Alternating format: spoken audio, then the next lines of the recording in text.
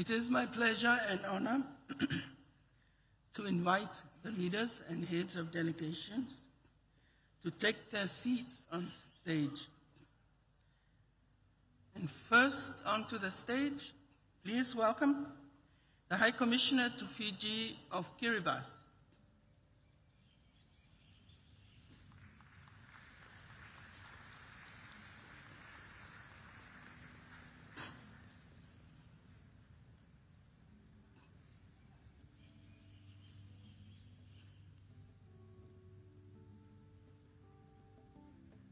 The High Commissioner of Canada to the United Kingdom.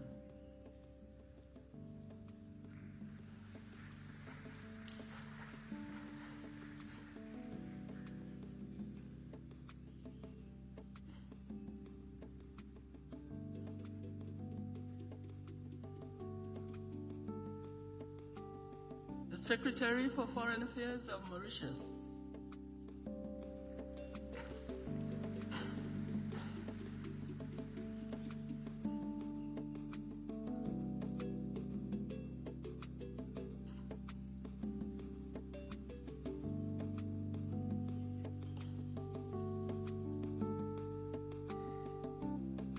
The Minister for Parliamentary Affairs and Minority Affairs of India.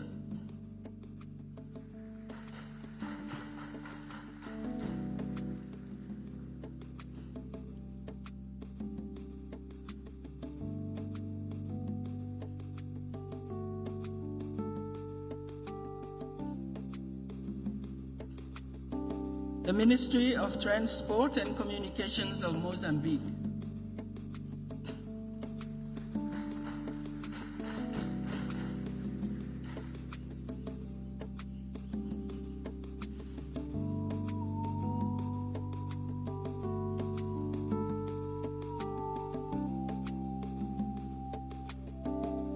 The Foreign Minister of Nauru.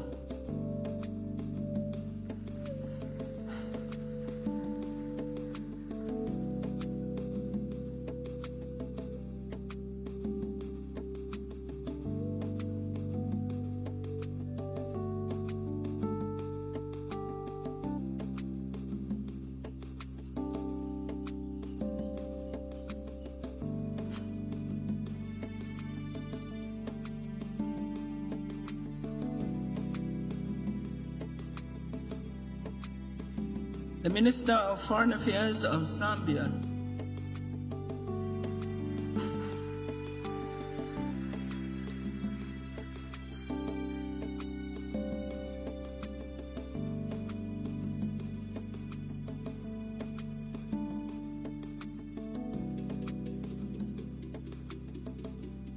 The Minister of Foreign Affairs of Malaysia.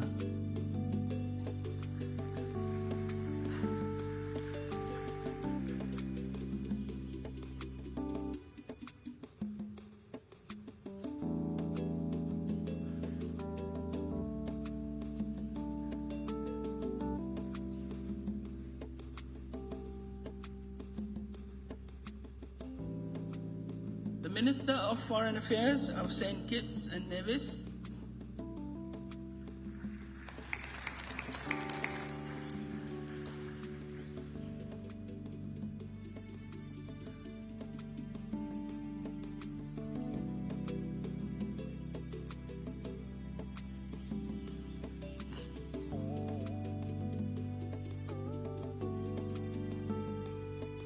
The Minister of External Affairs, International Trade and Diaspora Affairs of St. Lucia.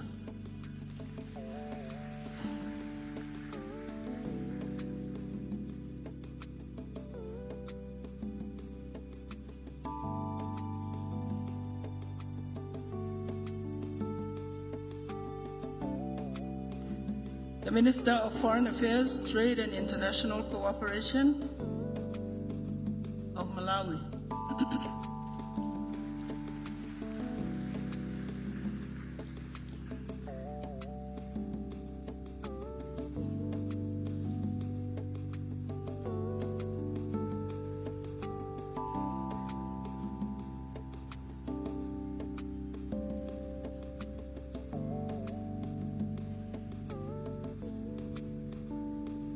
the Foreign Minister of Barbados,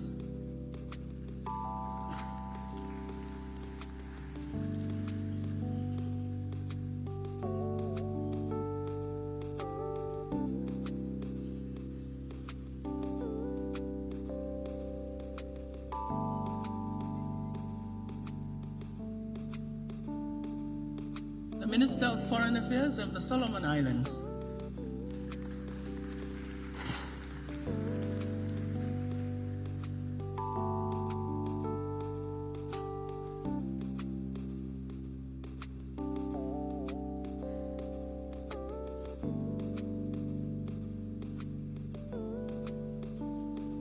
the Minister of External Affairs and Foreign Trade of St. Vincent and the Grenadines,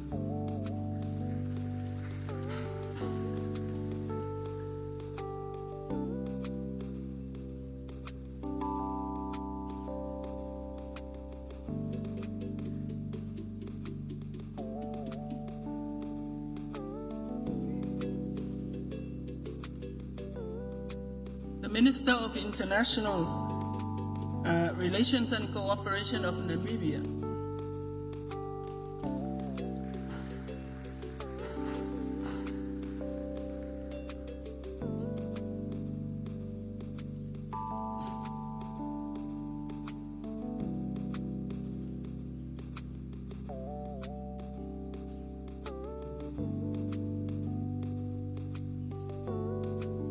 the Minister of the Interior of Cyprus,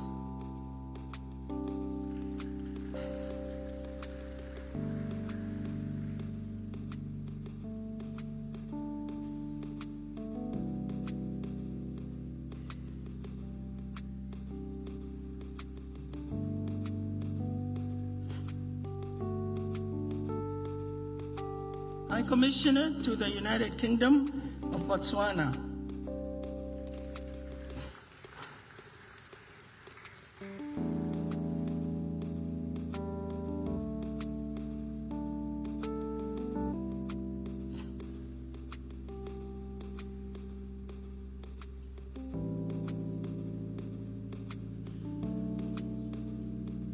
Special Foreign Affairs Advisor of Bangladesh,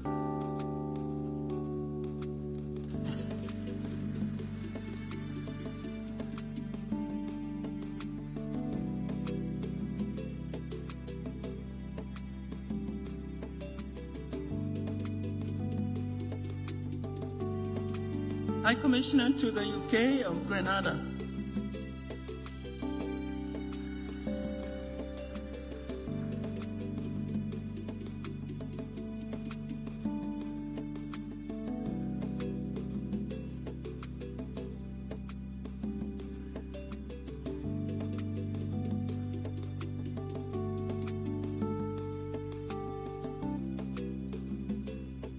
Deputy High Commissioner to the United Kingdom of Sri Lanka,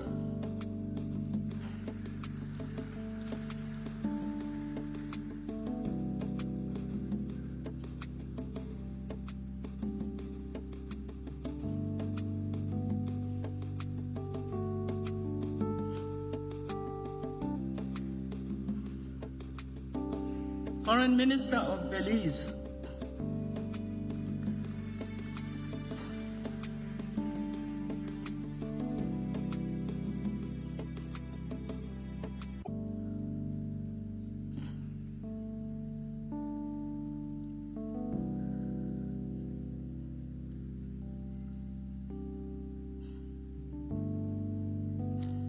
Minister of Foreign Affairs and Foreign Trade of Jamaica,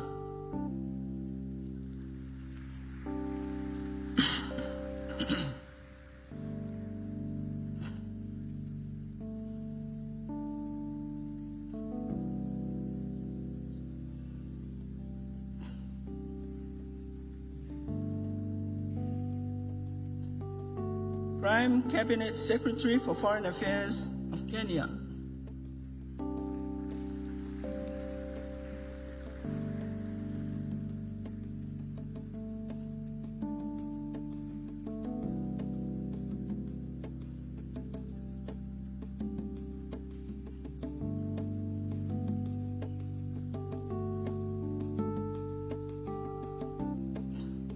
Deputy Prime Minister and Minister of Foreign Affairs of Pakistan.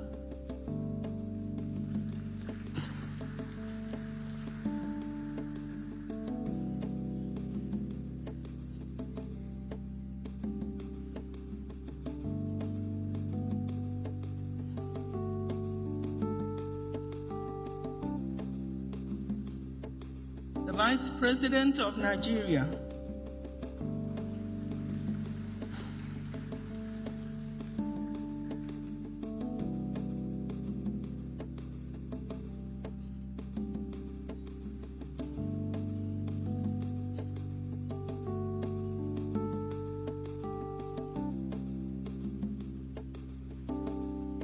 The Vice President of the Gambia.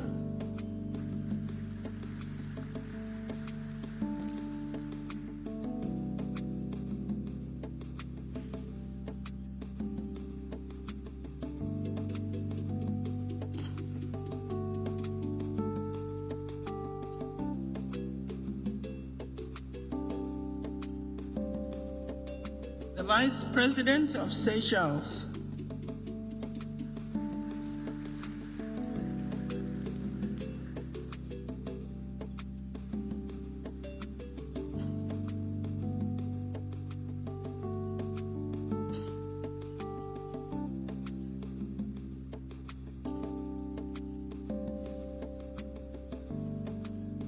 The Prime Minister of Singapore.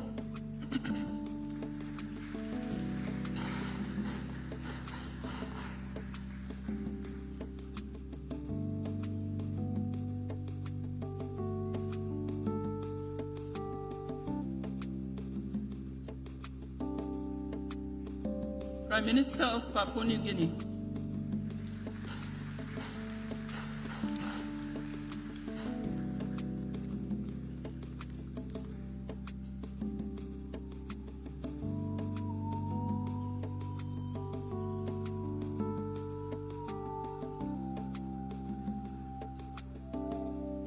Prime Minister of the Bahamas.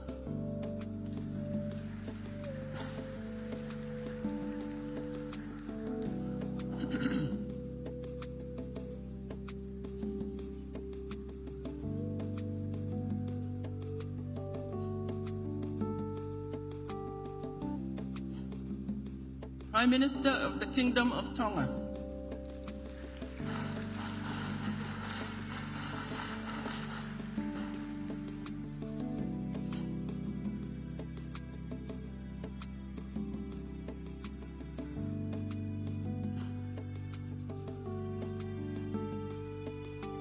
The President of Guyana.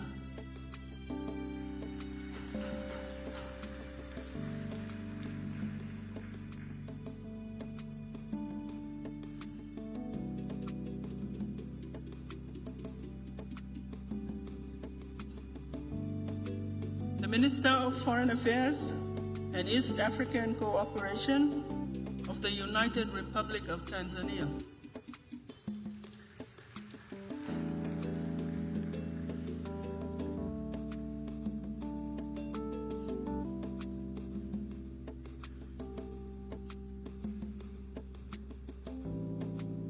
Vice President of Uganda.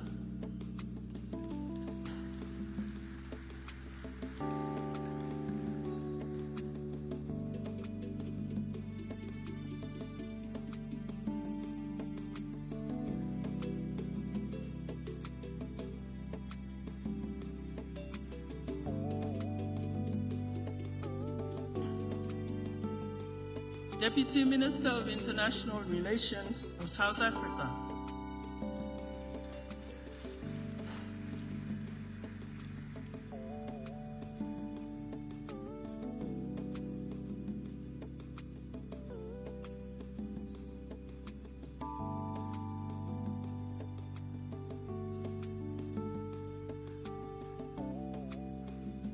Vice President of the Maldives.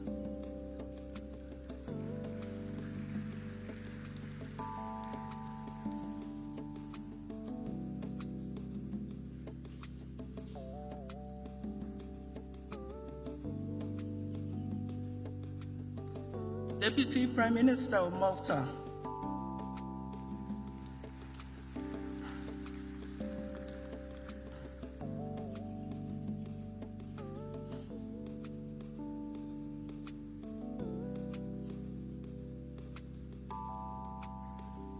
Minister of Foreign Affairs, International Business, Trade and Energy of Dominica.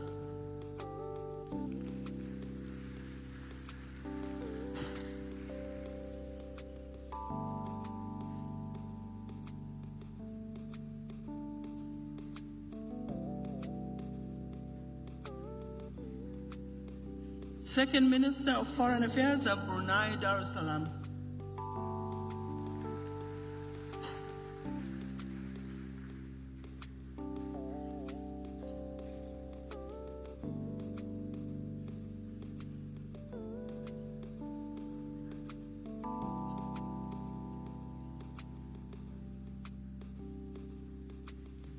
Prime Minister of Fiji.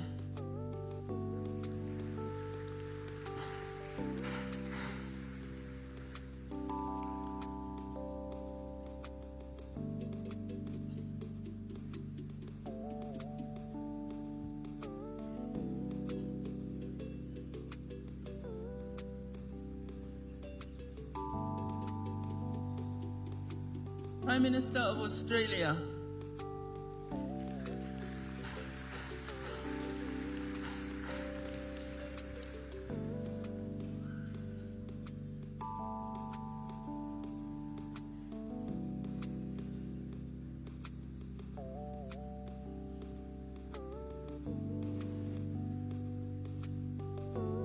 Prime Minister of the United Kingdom.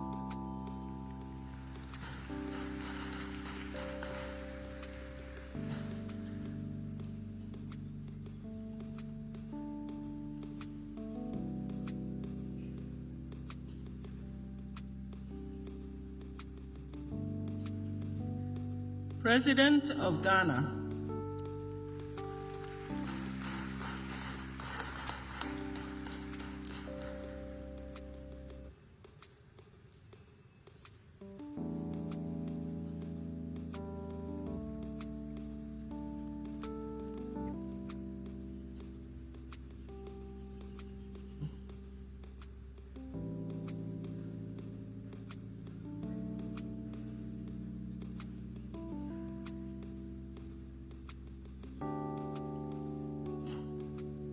We do apologize, and we welcome the Prime Minister of Fiji.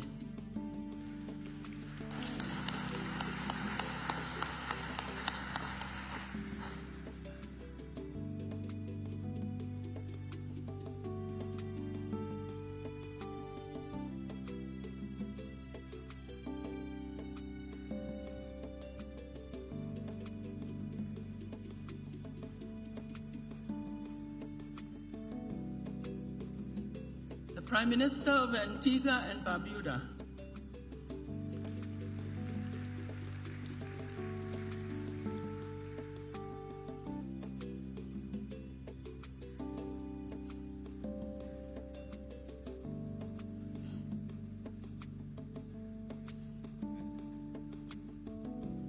The King of Eswatini.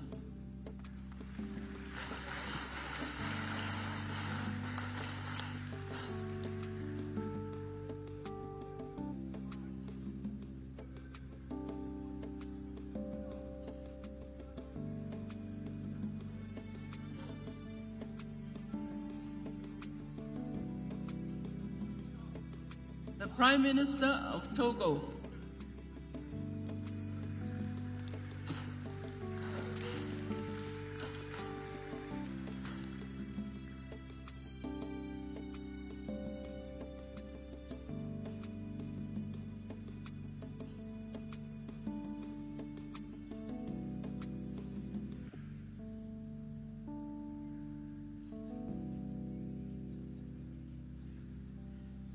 The Prime Minister of Trinidad and Tobago.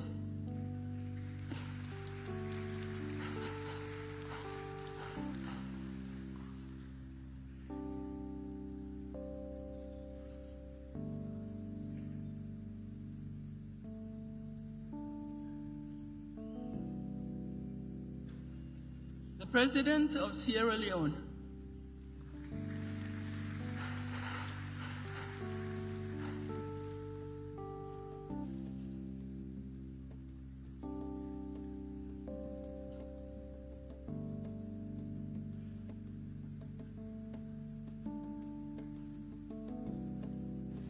Prime Minister of Cameroon,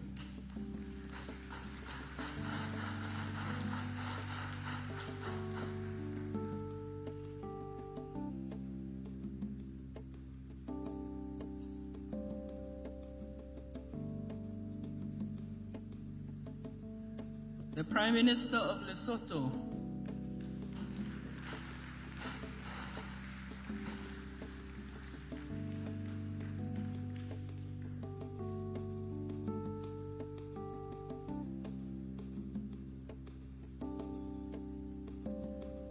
the Prime Minister of Vanuatu,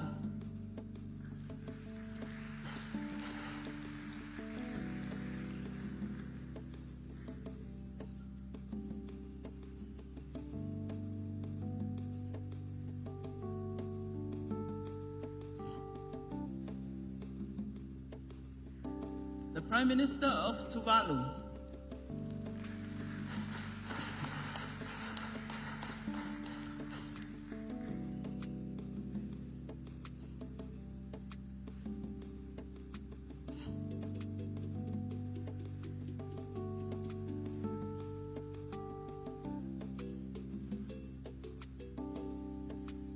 the Secretary General of the Commonwealth Secretariat,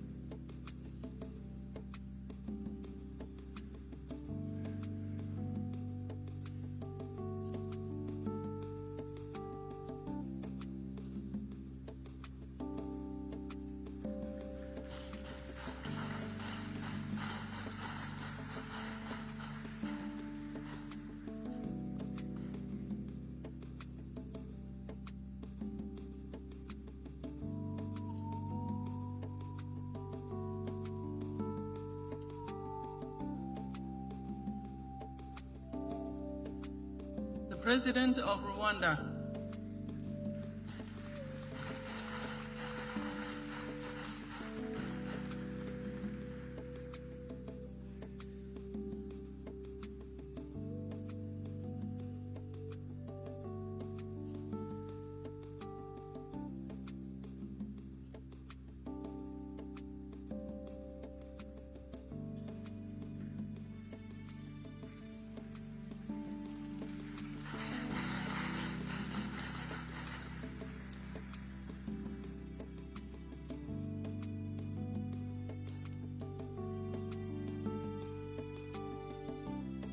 the Prime Minister of Samoa,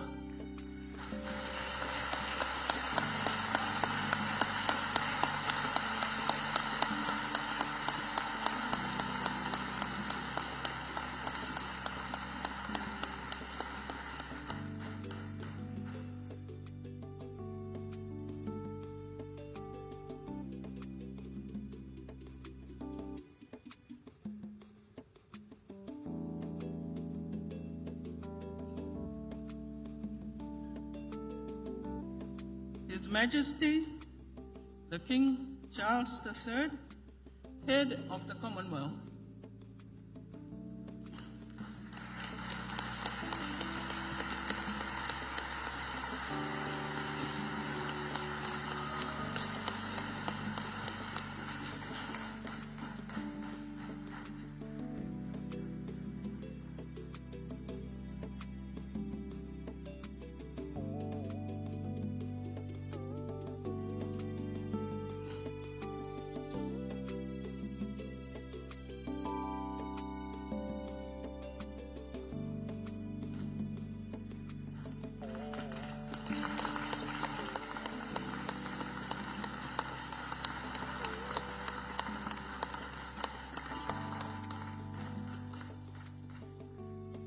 please remain upstanding for the national anthem of Samoa.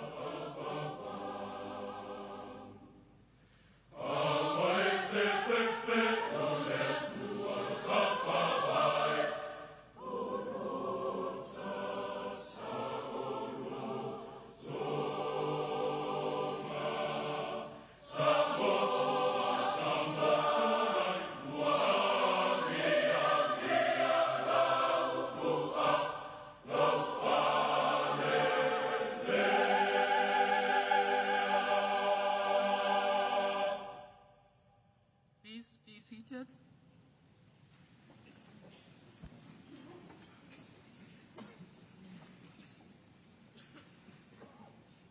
Your Majesties, Excellencies, distinguished guests, ladies and gentlemen, I am required to provide a short report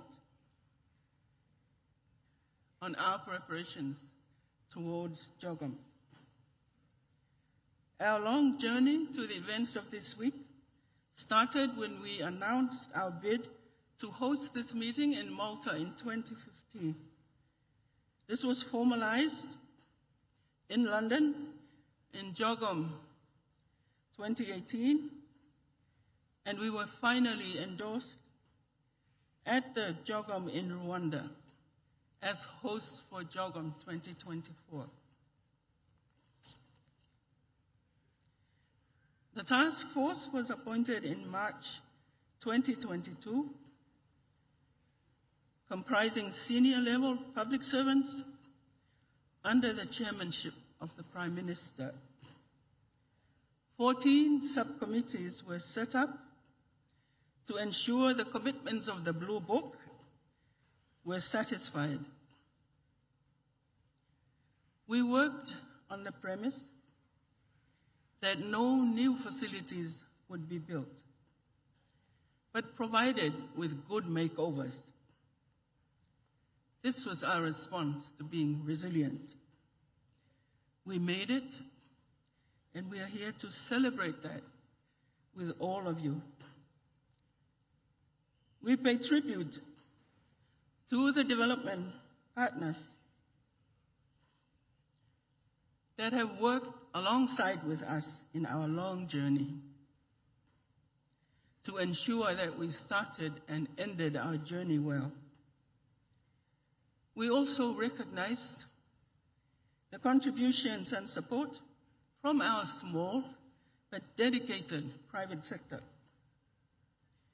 We pay tribute to our Blue Pacific region for their support and contributions through new regional initiatives in areas where we were short of resources.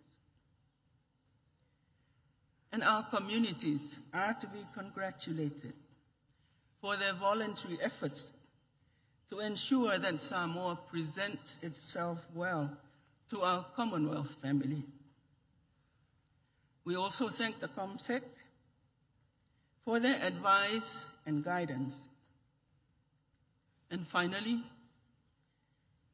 I wish to acknowledge the dedication of our public service for the exemplary teamwork. And we thank everyone who have kept us in their prayers throughout the long 18 months. Thank you very much.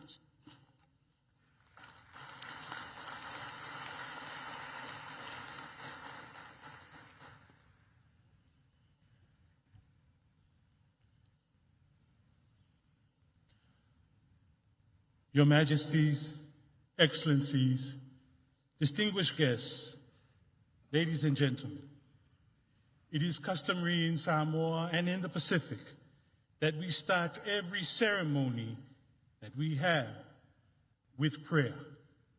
It is my great pleasure to invite His Grace Archbishop Mosese Vito Leotui for our opening prayer.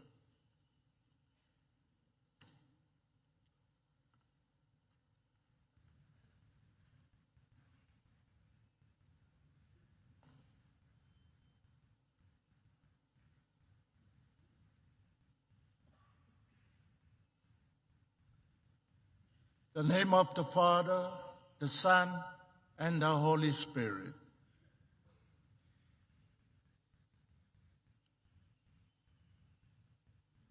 Thank you, Lord, for the gift of the Commonwealth. Thank you, Lord, for the gift of the 56 nations represented in this Commonwealth family. Thank you for the gift of the Commonwealth leaders Thank you for the fellowship and friendship. Thank you for the bonds of unity. Tulo, tulo, tulo.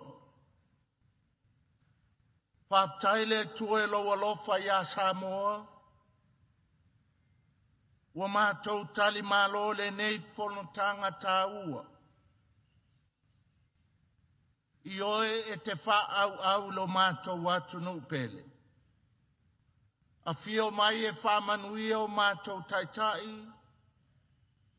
Taitai o atunu o le mātou atunu. Taitai o le mātou malo. Taitai o nuu mai e kālesia. Whamanuia le tua i o mātou mātua, ma le au mātutua.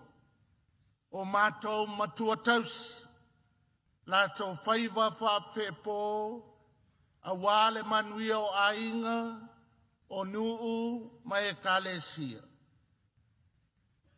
A whio mai o elo mātou atua, e whapa ia ma whamanuia i au whaingaluenga i le atua, I so se whata whai taulanga, no manu le langi, a wase ai o Samoa.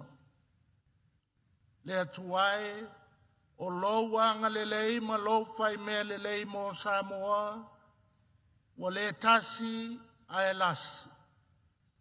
Sa o whala le lei, o lau pule lea. We gathered to embrace the gift of life. Life is the greatest gift our Creator, our God gave us. What we do with this life is the greatest gift we give our Creator, our God. Therefore, O Lord, it is in our giving we receive. It is in our loving we continue to grow. It is in our helping others we are strong. It is in our sharing we are honored and become truly human. Lord, make all of us gathered here instruments of your love. Lord, make all our leaders promoters of peace and harmony.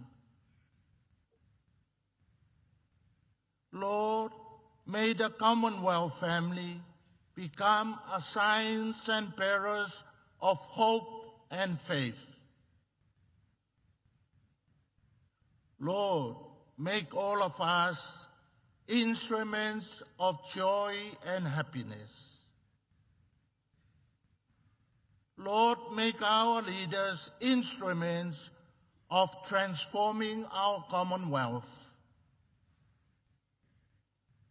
Lord, make our leaders instruments of development and growth. Come, O God, bless our leaders with the wisdom to utilize our collective resources to create a prosperous future. God bless our leaders with the courage to address and embrace the many global challenges that come our way. God bless our leaders with the heart to commit to the welfare of our people and our countries. God bless our 56 nations to live peacefully and in unity with each other. God bless our Pacific leaders to embrace the fact that we are not small island states, but big ocean states. God bless our effort, our work, our endeavor to preserve and protect our ocean, our moana, our Pacifica, for our future generations. God bless us all with the realization that the answer is in our hands, and united we stand. God bless all of us gathered here today, make us happy, and make us love each other. In the name of the Father, the Son, and the Holy Spirit.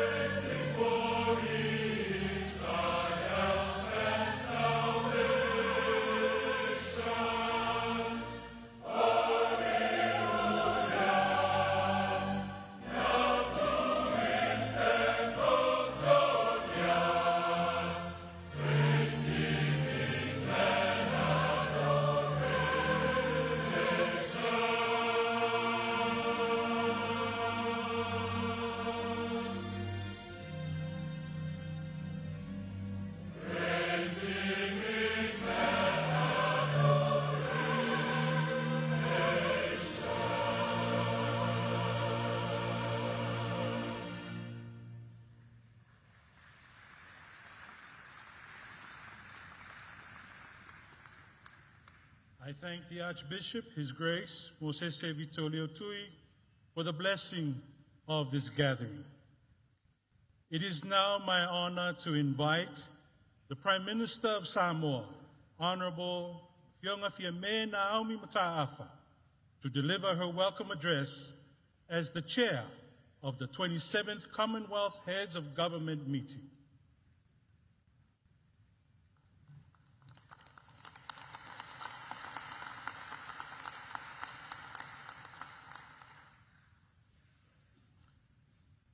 Your Grace, Archbishop Mosese Vittorio Tui, Your Majesties, Your Highnesses, the Commonwealth Secretary General, Your Excellencies, distinguished guests, ladies and gentlemen.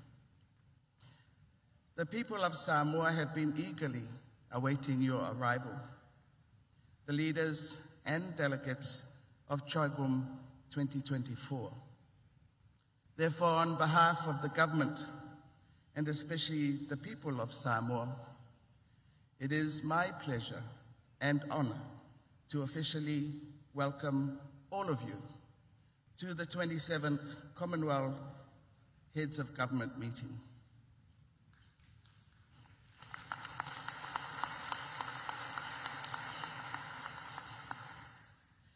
This is a historic first to be hosted by a small island state in the Blue Pacific continent.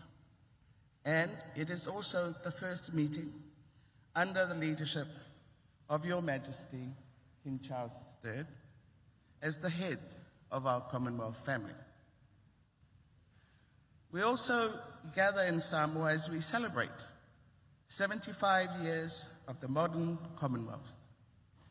Thus, we pause to pay tribute to those who have paved the way for where we are today.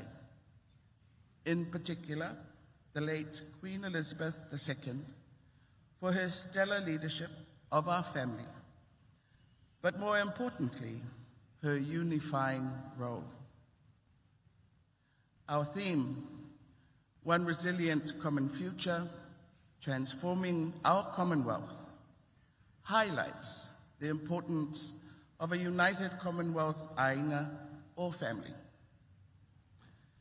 Samoa chose the critical focus on resilience as it transcends all pillars of the Commonwealth, prioritizing collective action that weaves resilience into all choices for a Commonwealth where societies stand strong, institutions uphold justice, environments flourish, and economies thrive.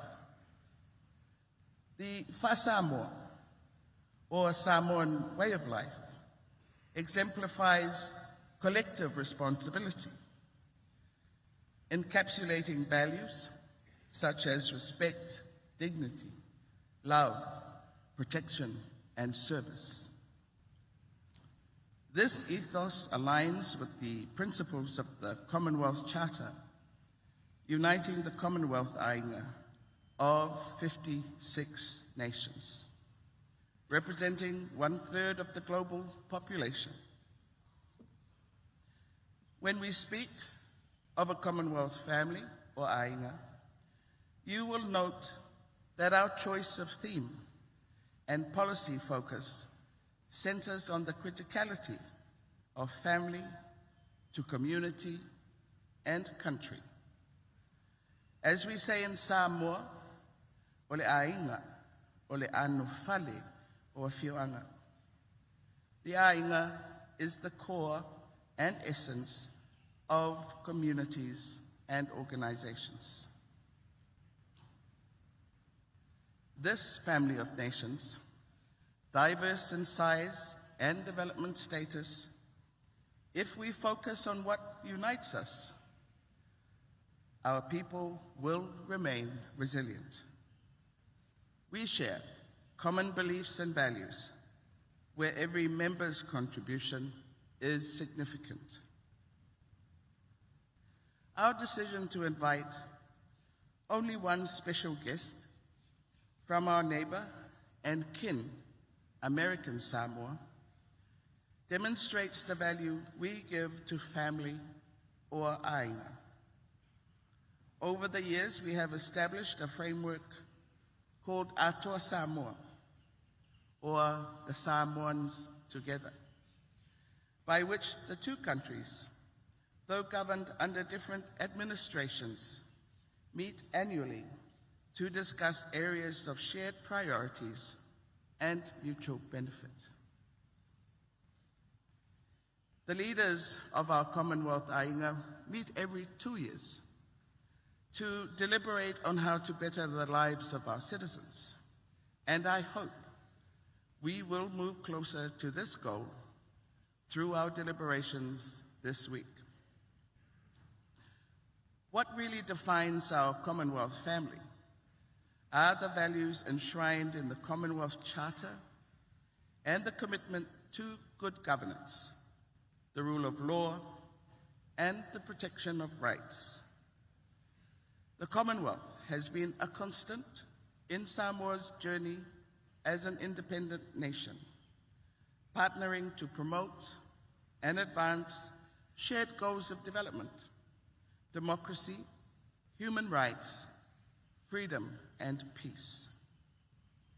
They stood with us when we went through our constitutional crisis in 2021.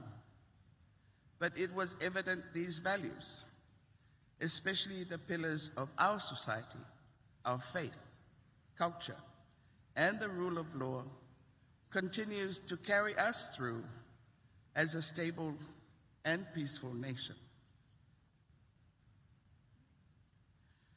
We are in a new era of leadership. The Commonwealth we need is on the front lines of global challenges, and our strength lies in spotlighting issues that might otherwise be overlooked. The hosting of CHOGM 2024 in the Pacific is a great opportunity for all to experience our lived reality, especially with climate change. It is the greatest threat to the survival and security of our Pacific people. Samoa, the first independent state in the Pacific, is a key advocate of ambitious climate action in order to keep the promise of 1.5 degrees. We have a youthful population. Many of them are on migration journeys under labor mobility schemes. We are not on track for some of our SDGs, but we are working at pace, commensurate with available resources and strengthened cultural safety nets. We contribute to United Nations peacekeeping, but we have no military. We know that where there is no peace, there will be no prosperity. Your Majesties, Excellencies, ladies and gentlemen, in passing the leadership torch from Rwanda to Samoa, we have inherited a legacy of reconciliation of division, bold leadership, and stewardship in maximizing the use of resources in order to harness potential from every man, woman, and child. We thank Rwanda for their leadership lessons we have learned from their experience to guide us in our journey over the next 2 years. We also laud the excellent and passionate leadership of the Right Honourable Patricia Scotland, a true champion of small island states and a friend of Samoa. Finally, you are all invited to reduce the CHOGM carbon footprint from air travel emissions and create a CHOGM lowland forest as part of the Vailima Botanical Garden, where all countries have been allocated space to plant one of our native species and kickstart Samoa's national carbon offset program. Many of you could not stop talking about how far Samoa was. All we have to say is, welcome to our reality. Now you know the lengths we as Pacific people will go to tell our story, to defend our positions, but more importantly, to protect our people, our land, and our way of life. Your being here already makes it a successful CHOGM in Samoa. May we wish you safe journeys home when you return, and I am confident that you will take a piece of our beautiful Samoa with you. Thank you for coming. God bless you. Soifu.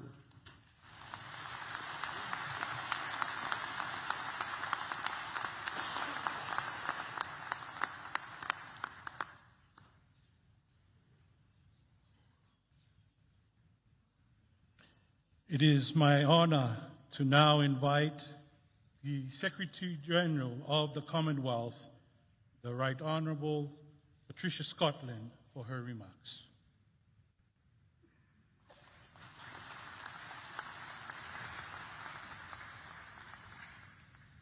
Your Grace, Your Majesties, Your Excellencies, Honourable Ministers, partners, colleagues, friends, fellow citizens of our beloved Commonwealth. As the torch passes from the land of 1,000 hills and the tender, and I must say loving care of our outgoing chair in office, President Paul Kagame, to the guardianship of the big blue Pacific, I want to take this opportunity to thank him on behalf of our whole family for his skillful stewardship and the generosity of his government and the people of Rwanda.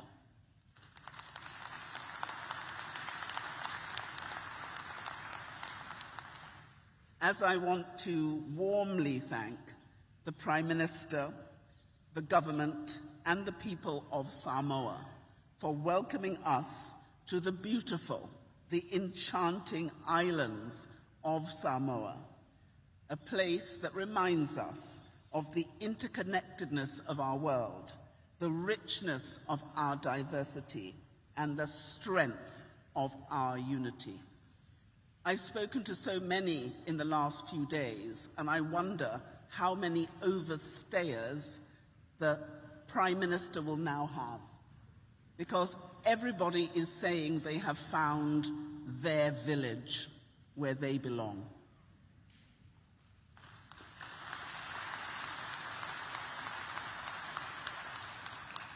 This is a very special experience for all of us.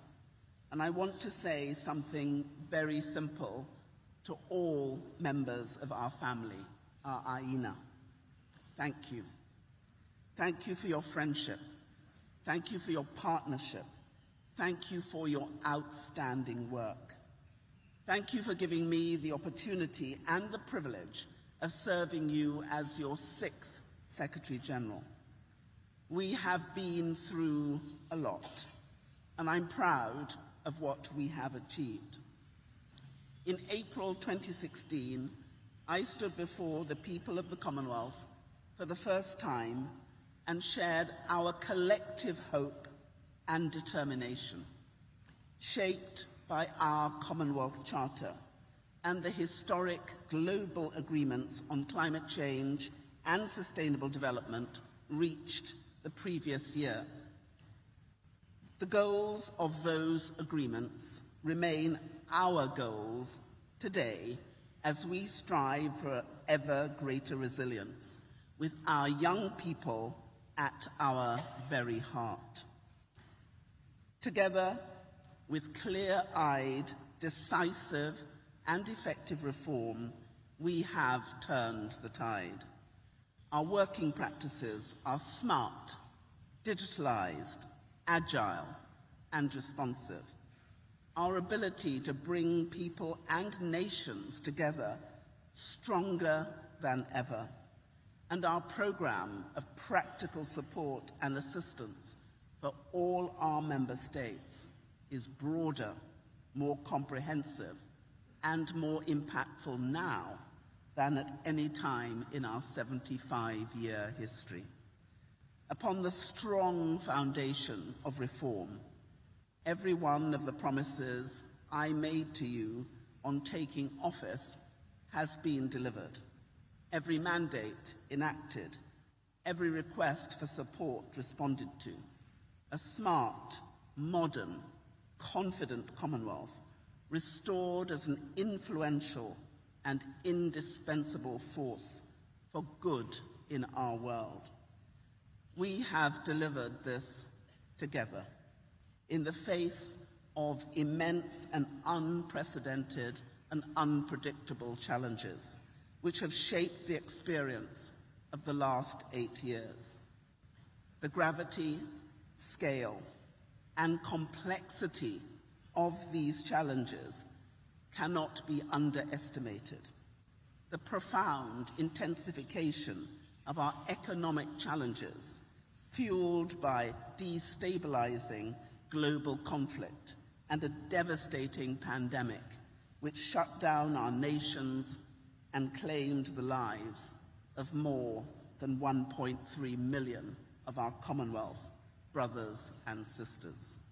The accelerating impacts of climate change and ecological breakdown, causing more frequent and devastating disasters, destroying lives and livelihoods, threatening years of hard-won progress. Mounting pressure on the process, culture, and institutions of democracy. These crises have interconnected, entwined, and worsened one another, amplifying existing inequalities, spreading instability, and bringing forward to the tipping point for conflict.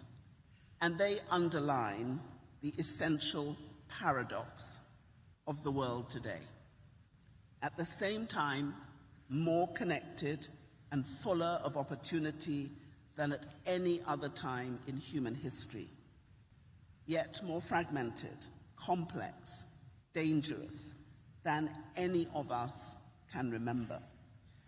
This reality insists that we are dependent upon each other. We work together, or we suffer in isolation. It is this togetherness that the real strength and value of the Commonwealth Aina can be found. For 75 years, we have demonstrated an unparalleled ability to confound the painful history which brought us together and sit together as equals. For 75 years, when faced with some of the history's gravest challenges, we have stood tall when it mattered most. We have kept our connections strong, and as a result, in a changing world, we can defend our shared values and advance our shared interests with clarity and purpose. This is not simply a point of principle. It makes a practical difference to our member states. In the last 8 years, we have done so much. The Blue Charter, the Living Lands Charter, the common sensing, the issues in relation to our connectivity.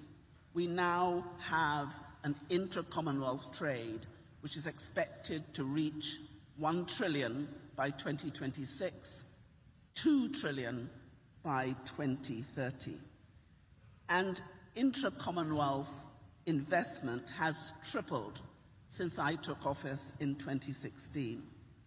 Our young people have been put at the heart of our decision-making, and the Youth Development Index has been a gift from the Commonwealth to the world, now an essential tool in enhancing opportunities. Our Commonwealth Says No More campaign to end violence against women and girls, the work on making government effective, our partnerships, our innovation, our artificial intelligence work, all of that in the last 8 years. Together with working across 27 countries with the quiet but essential preventative diplomacy which diffuses tension, prevents conflict, and builds peace. This is just a snapshot of what we have achieved together. But it all comes down to one word, our theme here in Samoa: resilience. A resilient Commonwealth, rooted in and fueled by a technological revolution which I have been absolutely determined to help our member states understand, master, and harness.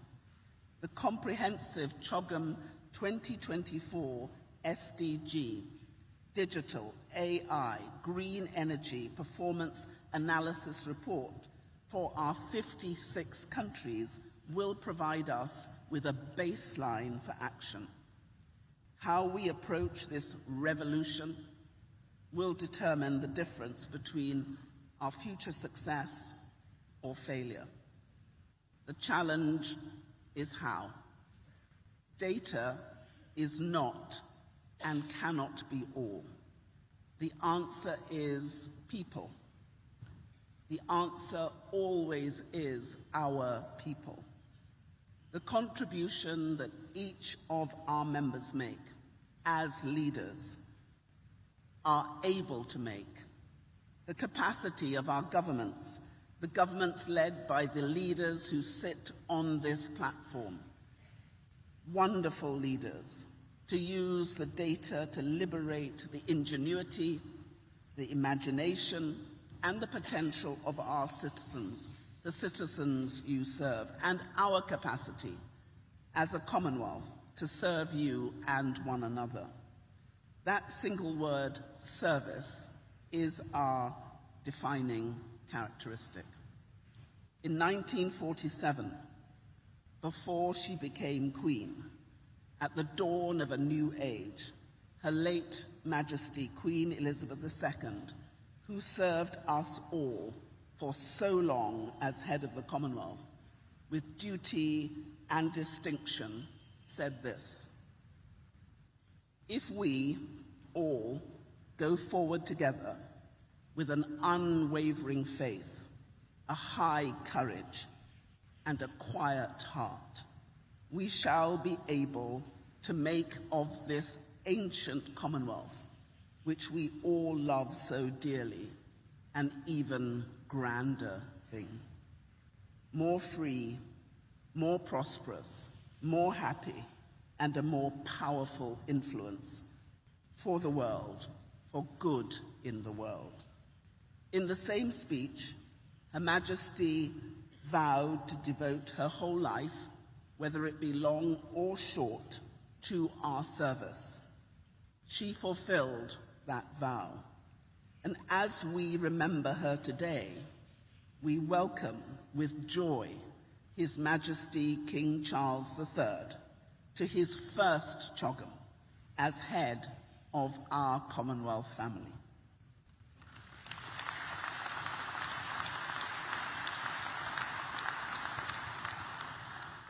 Your Majesty has been in our thoughts and in our prayers, and we are so happy you are with us today.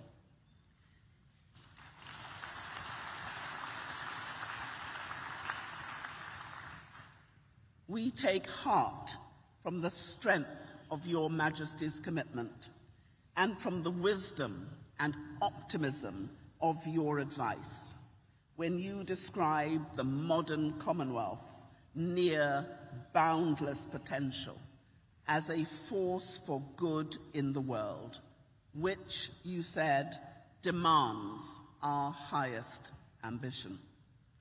At this CHOGM, we have the opportunity to fulfill that ambition, to stand together as a smart Commonwealth, a connected Commonwealth, a modern, technologically driven, innovative, and successful Commonwealth.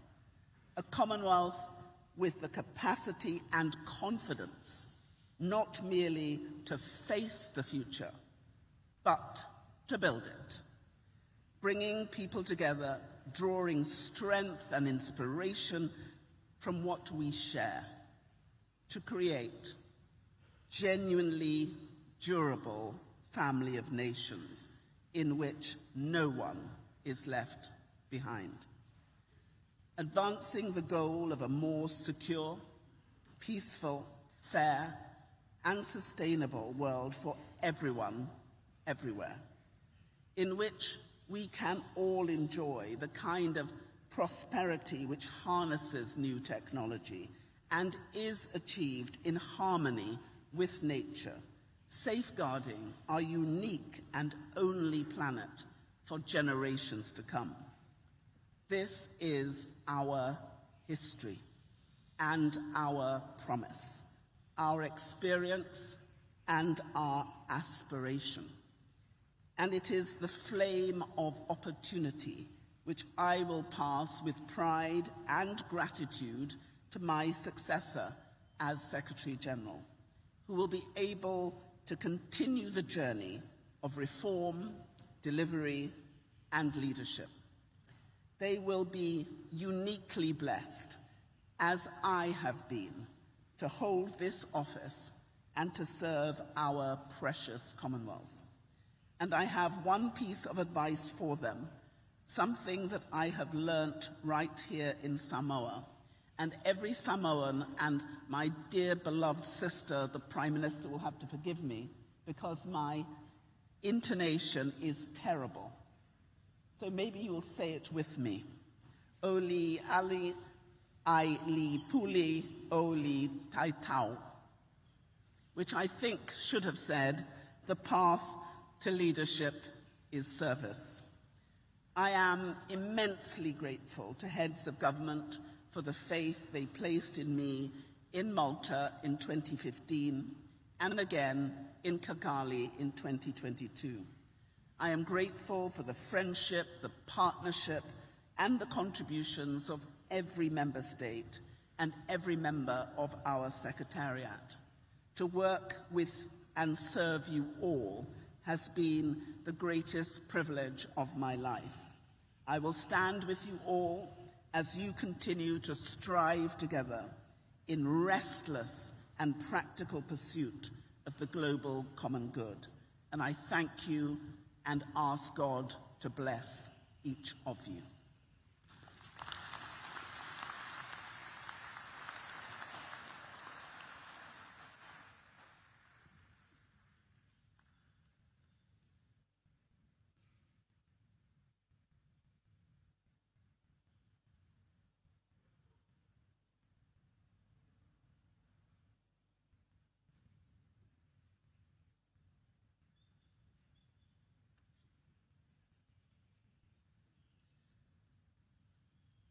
It is my pleasure to now invite the President of Rwanda, His Excellency Paul Kagame, the outgoing chair in office, for his remarks.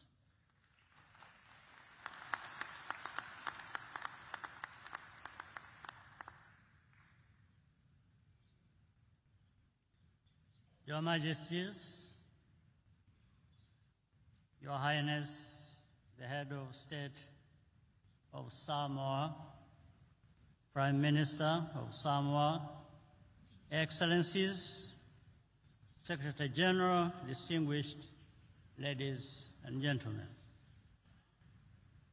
I'm very pleased to join you for the 2024 Commonwealth Heads of Government meeting. To the government and the people of Samoa, our host, I thank you for the warm welcome and hospitality. It has been a great honor for Rwanda to serve as chair in office for the past 2 years. I congratulate Prime Minister Fiame Naomi Matafa and wish you every success as chair.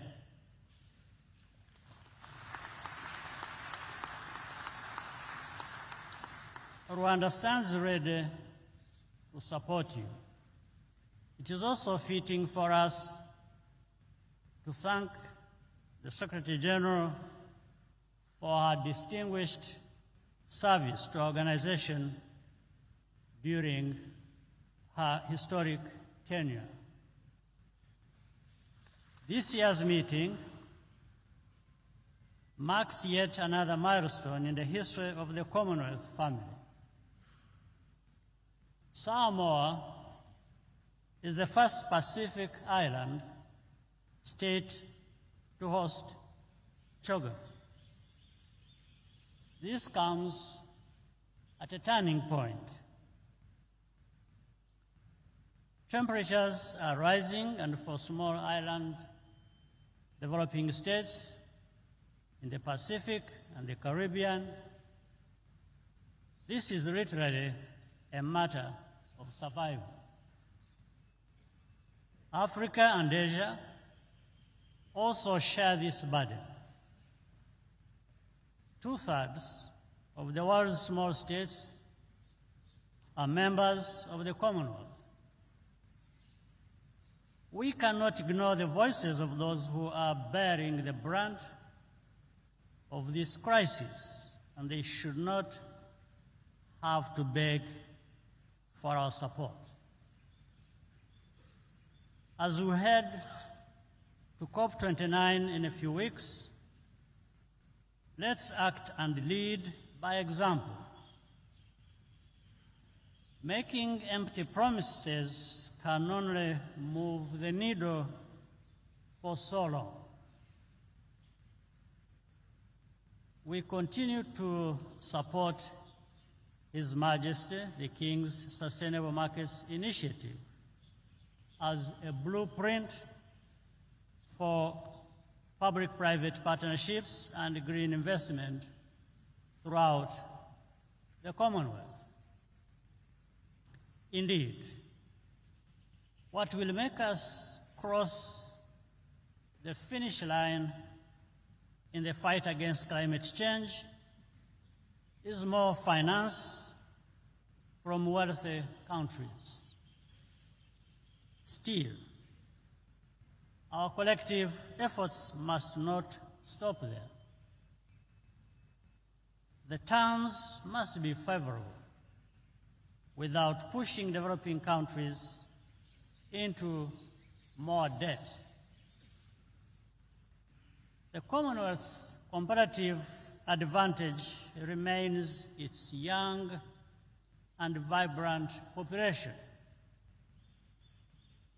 Creating digital jobs for women and young people should remain at the top of the agenda this year.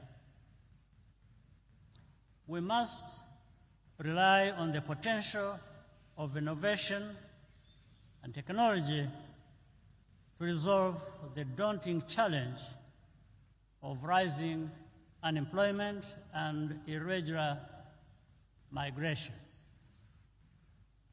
This is also a good way to bridge the skills gap and the imbalances in human capital development opportunities between our regions. Artificial intelligence should not become a problem. If we use it responsibly and establish sound policies, we can transcend the realm of our imagination and become even more resilient. Earlier this year, the Commonwealth turned 75. What was once an association of 8 countries is now one of 56. Equality, diversity, and solidarity are the values that bind us together. Because of this, where we have the opportunity to right our wrongs, let's do that. and find a consensus that can stand the test of time. With respect for each other and our differences, we can move forward towards our common future. I thank you.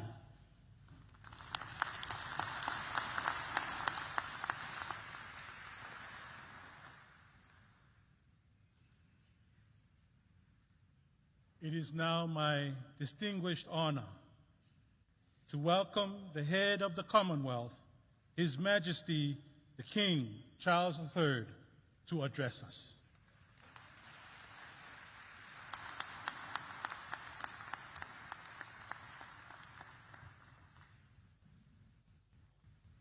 Oliao le Malo, Your Majesty, Secretary General, Presidents, Prime Ministers, ladies and gentlemen. Since this is the first occasion on which I find myself attending this gathering of our family of nations as head of the Commonwealth, it gives my wife and myself enormous pleasure and pride to be with you for this 27th Commonwealth Heads of Government meeting. I would particularly like to thank the government and people of Samoa for your warm-hearted hospitality and for showing us all the island way, which I recall so fondly ever since I first visited the Pacific region almost 6 decades ago. The Commonwealth mattered a great deal to my dear mother, the late Queen. Her commitment to you all, as that of my grandfather, King George VI, before her, is one which has helped to shape my own life for as long as I can remember.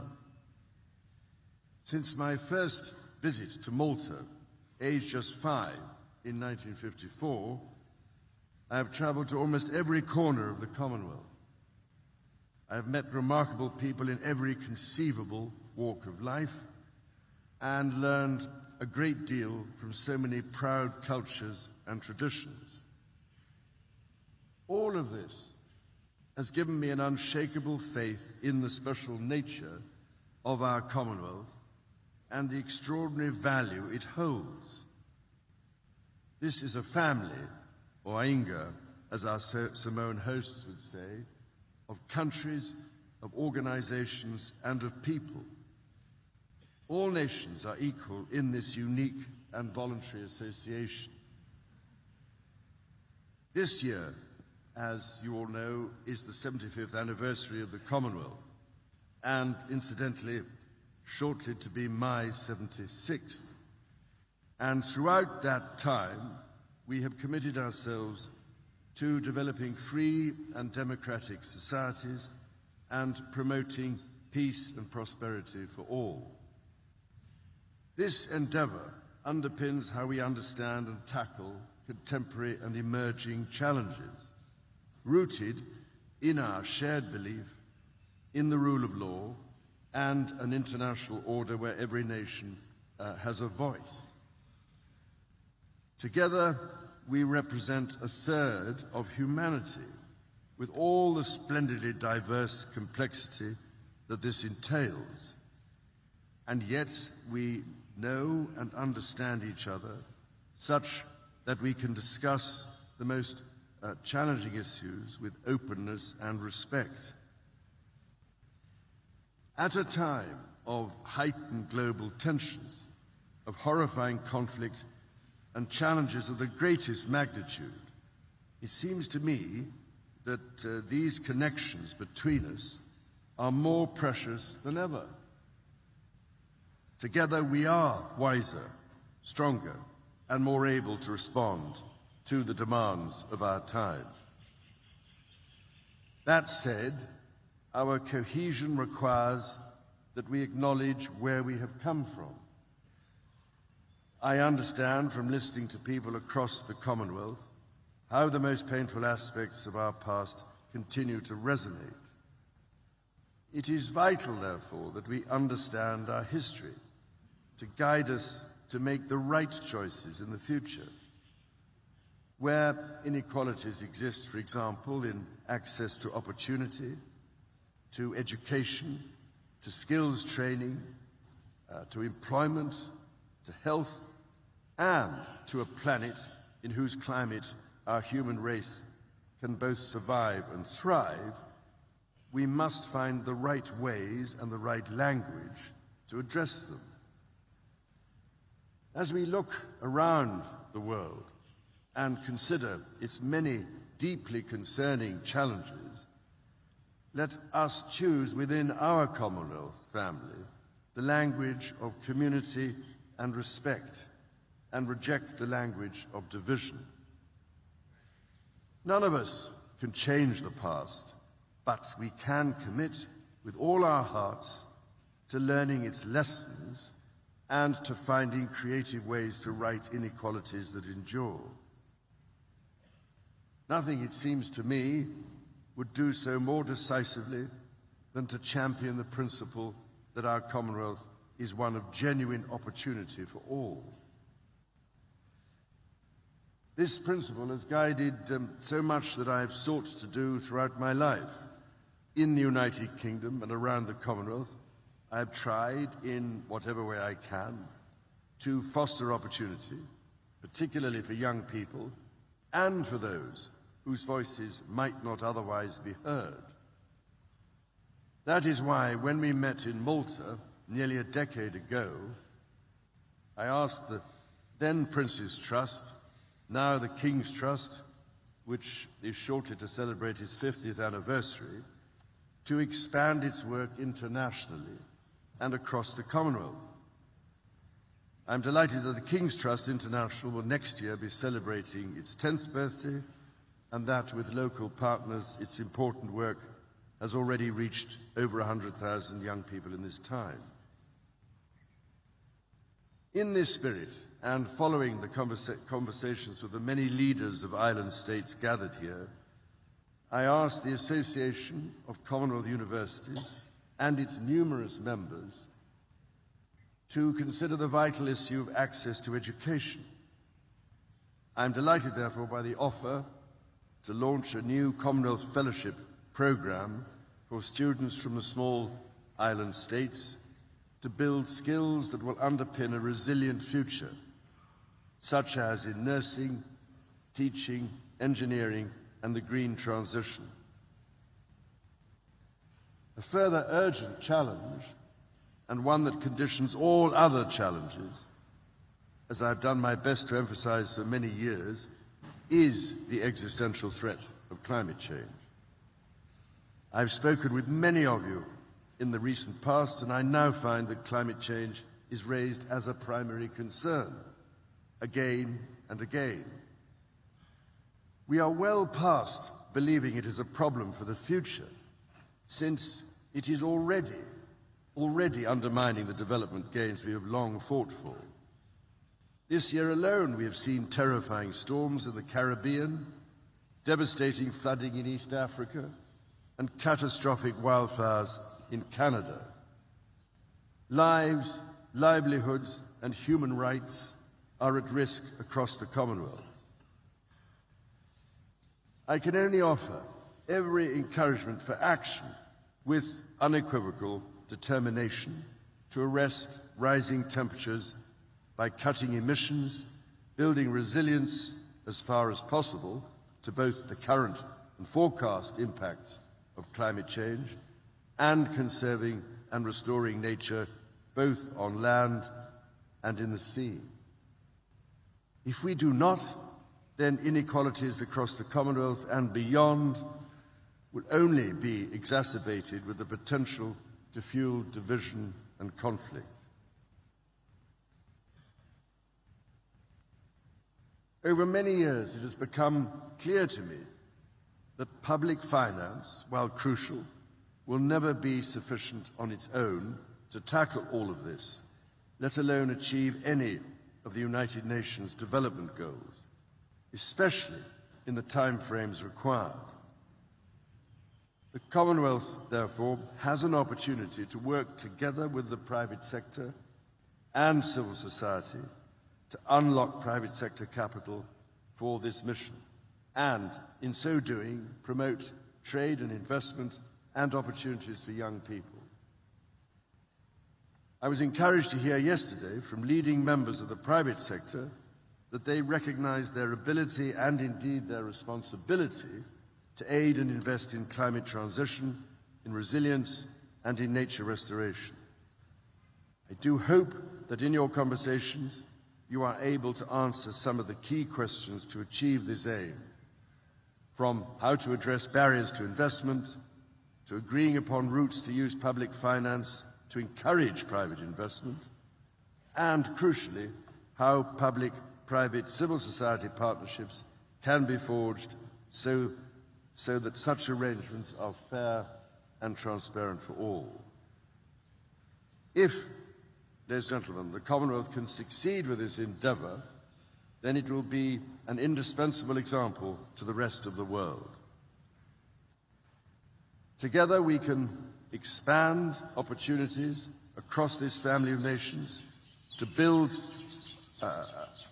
shared prosperity and truly resilient economies, while also meeting growing challenges such as disinformation and extremism, and ensuring that the untold potential of technology, including artificial intelligence and social media, works for our societies, not against them. We can surely try to invest in as many as possible of the 1.5 billion people under the age of 30 in the Commonwealth to ensure they have the right personal development. This means skills, opportunities, and entrepreneurial drive, as well as the ability to thrive and prosper in this changing world while being shielded from the negative aspects of technologies. I know from speaking to many of you in recent months and from all that I have heard from around the Commonwealth that these are among the issues that matter most to you and your people. I am pleased that they resonate strongly with the themes that Samoa has chosen for this CHOGM. I can only hope over the days ahead that you will make meaningful progress on these matters.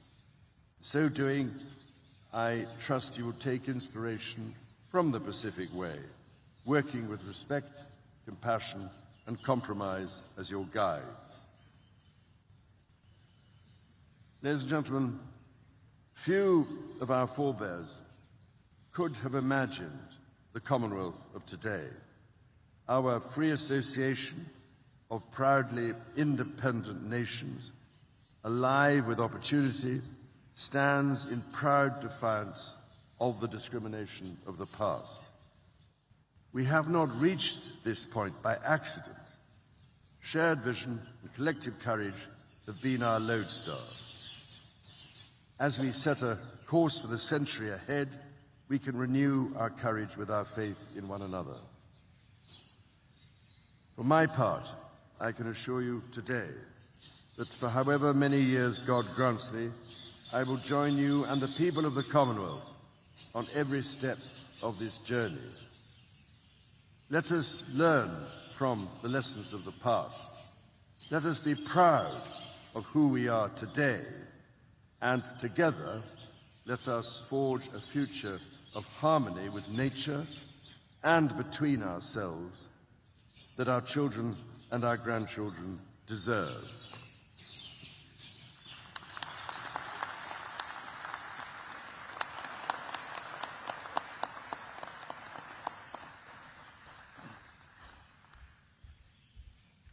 Your Majesties,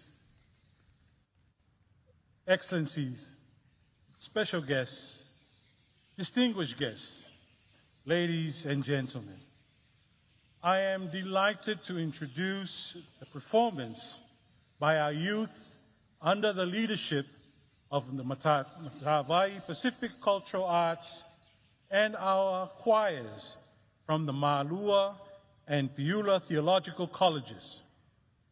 Our youth and our two theological colleges would like to portray our diverse, unique, but resilient cultures and traditions of our Samoa and our Pacific region. Enjoy.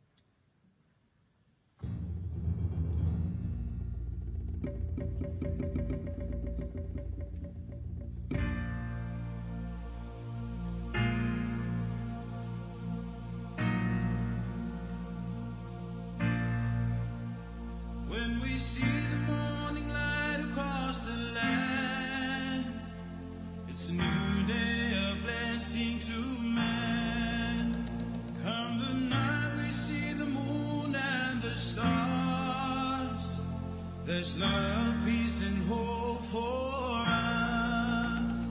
There are bridges as we travel on in our journey today, come tomorrow.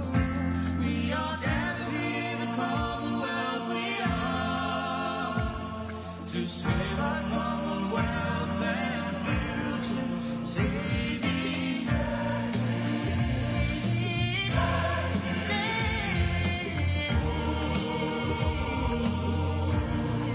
Save it, save it.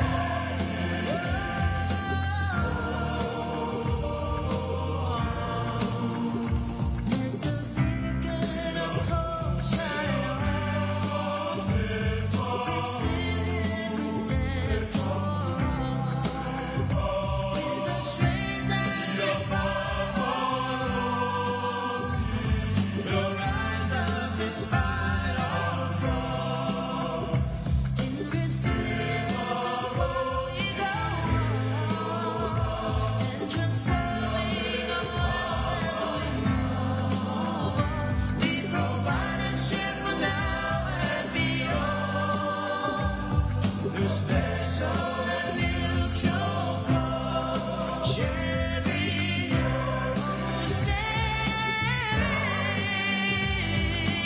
Oh,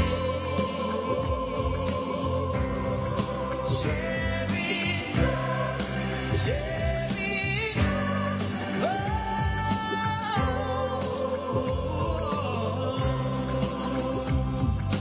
there'll be no hunger no more. Crisis, disease, and no war. Let me see Every people rise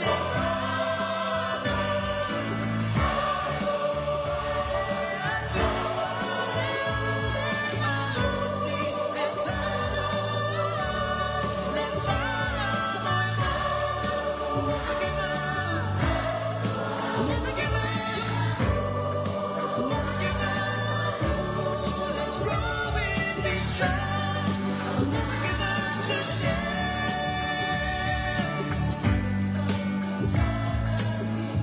Welcome to Samoa.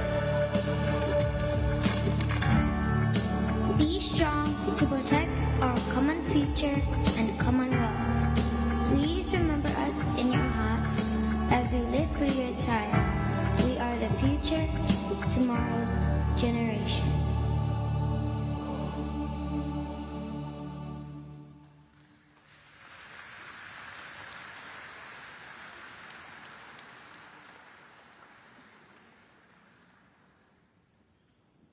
Your Majesty, Your Excellencies, distinguished guests, ladies and gentlemen, we have now come to the end of our program, and I hope you have enjoyed the short entertainment.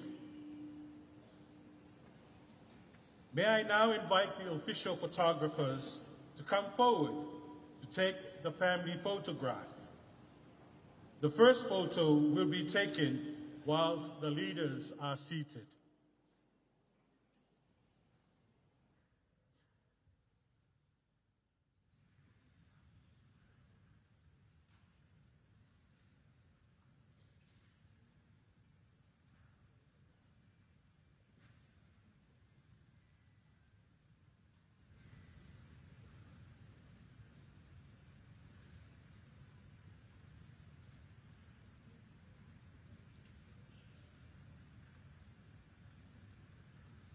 I respectfully ask His Majesty, the leaders, and the Secretary General of the Commonwealth to stand up for the second take of the family photo.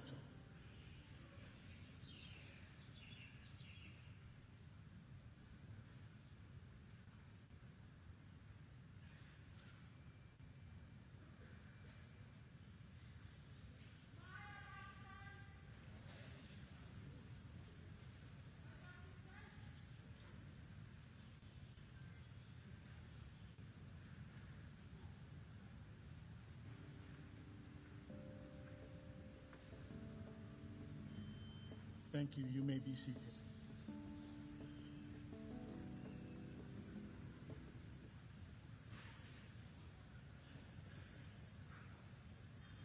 At this time, I kindly request that you remain seated as their majesties and their excellencies exit the stage and are guided out of the conference center to their vehicles. We wish them well on their deliberations, and especially when the executive session and the leaders retreat.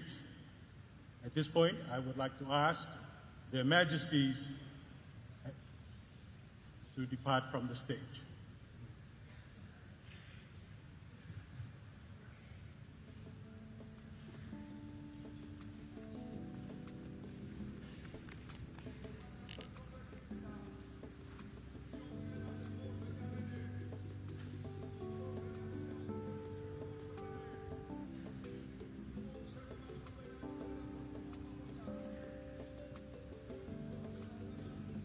And now I will call the head of state of Samoa to depart from our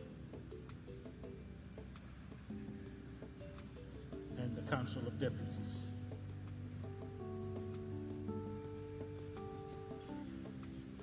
May I ask His Majesty the King of Eswatini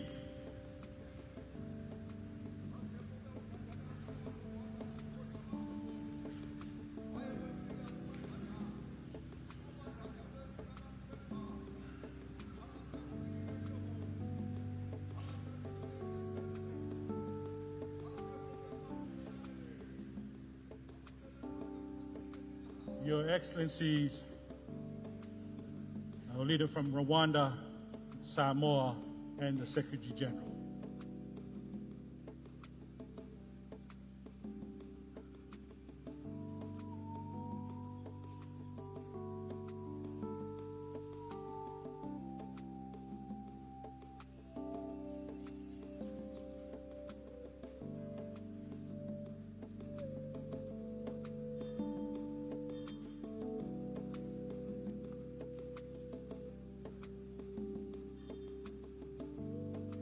Your Excellencies, may I now ask our new leaders who will be joining His Majesty, our leaders from Fiji, Lesotho, Papua New Guinea, New Zealand, Singapore, Tuvalu, the United Kingdom, Vanuatu, and Togo.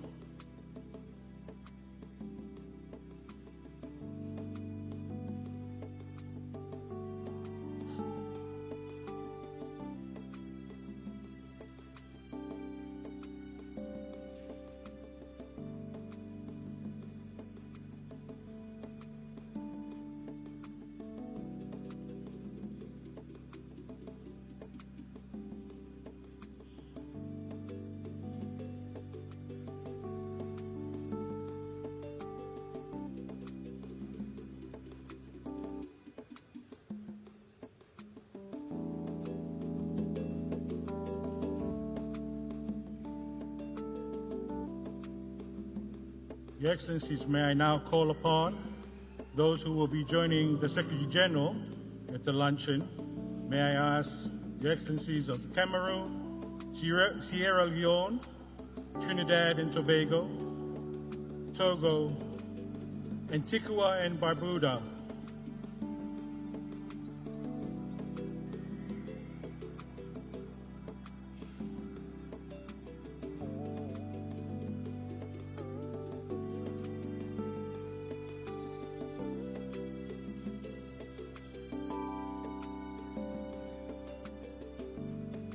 may I now call upon Ghana, Australia, Brunei Darussalam, Dominica, Malta, and Maldives.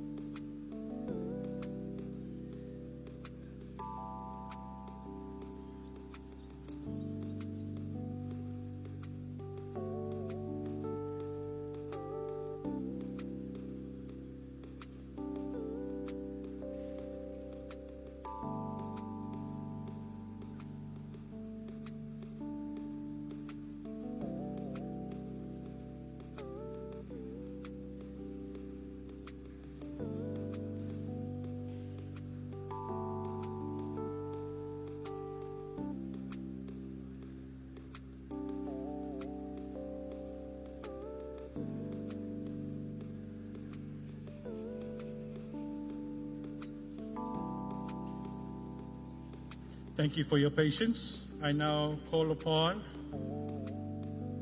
South Africa, Uganda, the United Republic of Tanzania, Guyana, and Tonga.